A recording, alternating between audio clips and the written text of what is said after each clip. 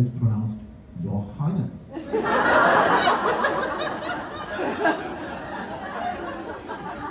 Although, due to the nature of our actual power dynamic, it's more like Your Highness.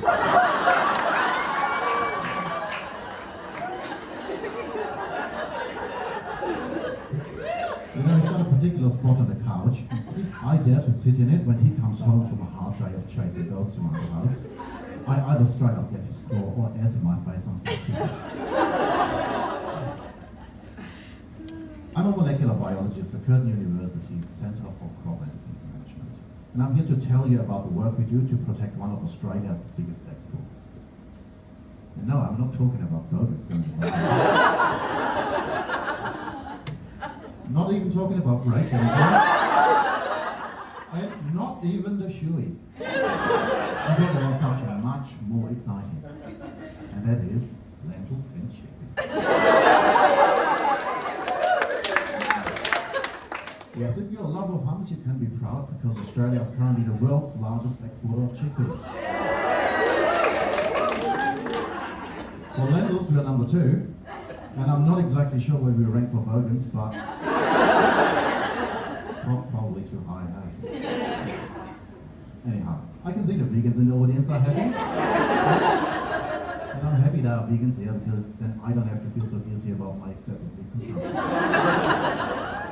As you can imagine, someone with a beard like this and a build like this probably eats too much meat, listens to too much heavy metal, and thinks that his fashion sense is peaked when he figured out his black t-shirt swing back over. Now, but before vegans go after me, I'm here to tell you that I'm working in the trenches of an invisible war that involves a fungal disease that attacks lentil and chickpea plants. Yet, unlike other major wars,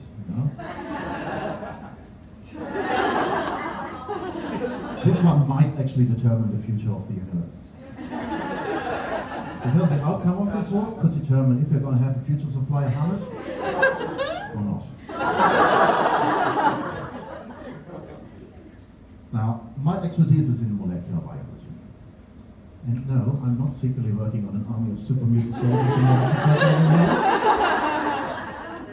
My actual day job consists more of transferring tiny amounts of transparent liquids containing a tiny bit of DNA from one very small vessel to other even smaller vessels. Which means I need to be very precise and efficient. But as you may have heard, as a German, that kind of stuff comes naturally.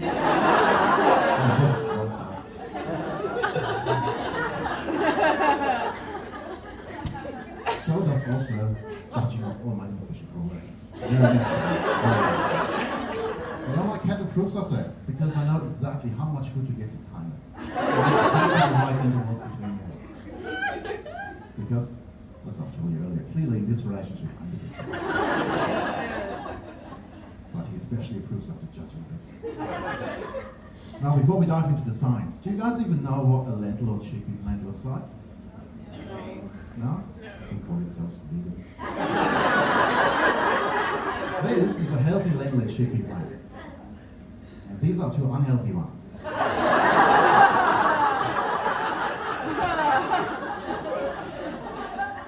Now, this is what they look like when they're actually infected by the disease we're working on.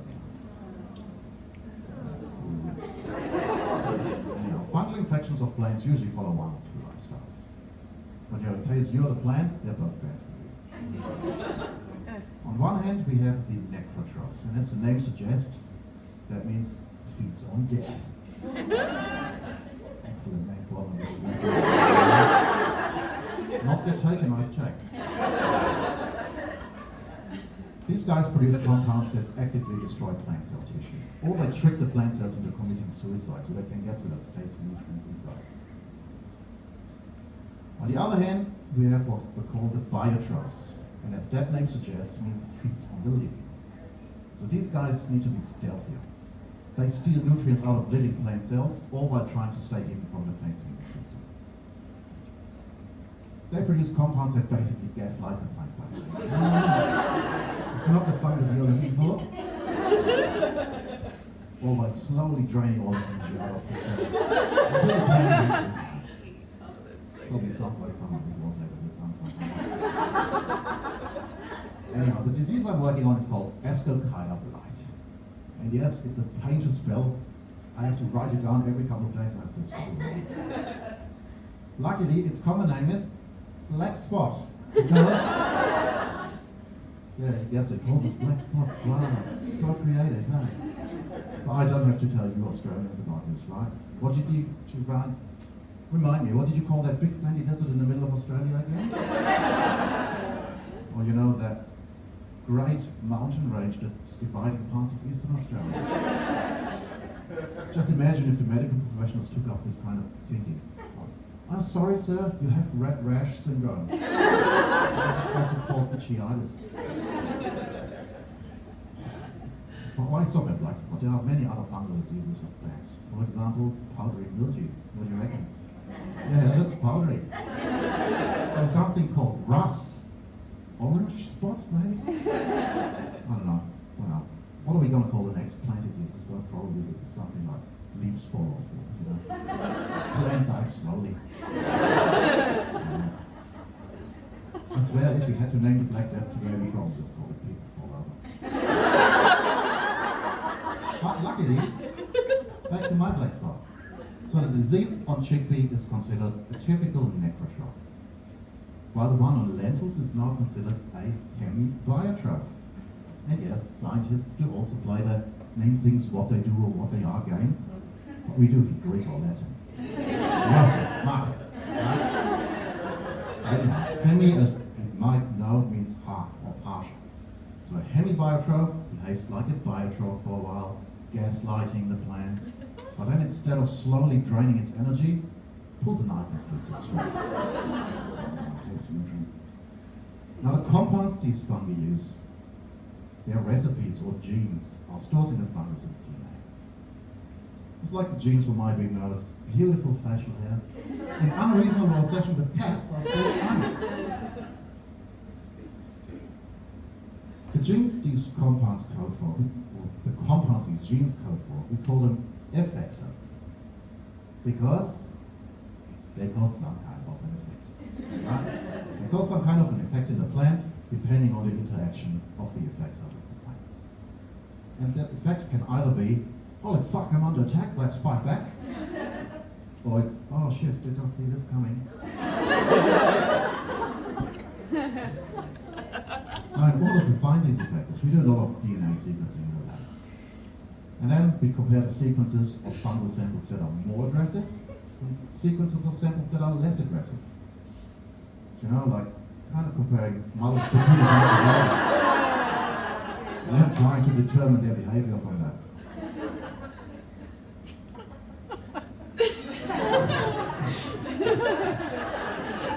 So we compare these sequences in order to figure out what the differences are. And those differences on a DNA level can be very obvious, like the presence or absence of a particular part of sequence. Or they can be more subtle, like a spelling mistake or spelling difference in the gene of an effector.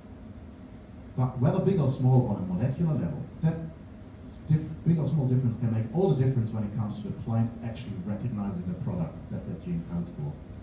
And either being able to recognize the effector invading and fight back, or you know, have to find this disgusting tiny mycelium hands dancing on his desk. Now, in order to figure out what these effectors do, is when we find one that we think might be one, we go into the pathogen's genome and remove it. You know, like chopping off the mullet and see if the bouncer finally lets you into that fancy ball. So then we put that modified pathogen back on our plant and hope that its behavior changes. Right? And if it does actually change, we put the gene back into the genome and put it back on the plant and see if the behavior changes back. That then tells us that there's some kind of interaction going on between the gene that we're currently studying and something in the plant. Now that something in the plant is usually what's called a receptor. It's kind of like a little radar dish that sits on this plant cell, constantly having a look out for things that it might know. Now the problem with studying these effectors is that they can be very difficult to find, but because they have a tendency to sit in regions in the pathogen's DNA that are difficult to read and difficult to genetically modify. But what makes it even worse is that most pathogens have many of these effectors, and some of them work together. Which means if we try to remove one of them, its body might take over its job and we might not be able to observe the difference. And to make things even worse, the receptors that are necessary to recognize these effectors are not present in all varieties of natural chickpea. And if certain varieties are not part of the screening panel that we use in the lab, we might also not observe a difference. However difficult this whole thing is, however, recently we did get lucky. We found something in black spot of chickpea that, if we remove it, we eliminate the disease's ability to infect the plant. So currently we're trying to figure out what that interaction is, what the interaction partner of that in the plant is. Because once we know that, we can either remove it from the plant if it's something that promotes disease progression, or we can try to make the plant make more of it if it's something that strengthens its immune response.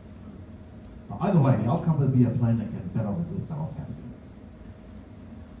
Now the problem is this whole approach takes a very long time.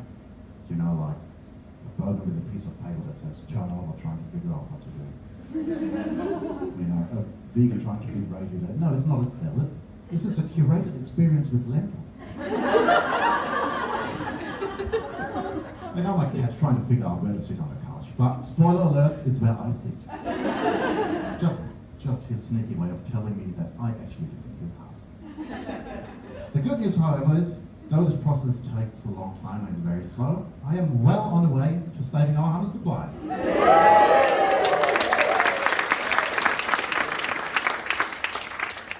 Which means that vegans will finally be proud of me. But you know, who cares about that? No one does. The most important thing is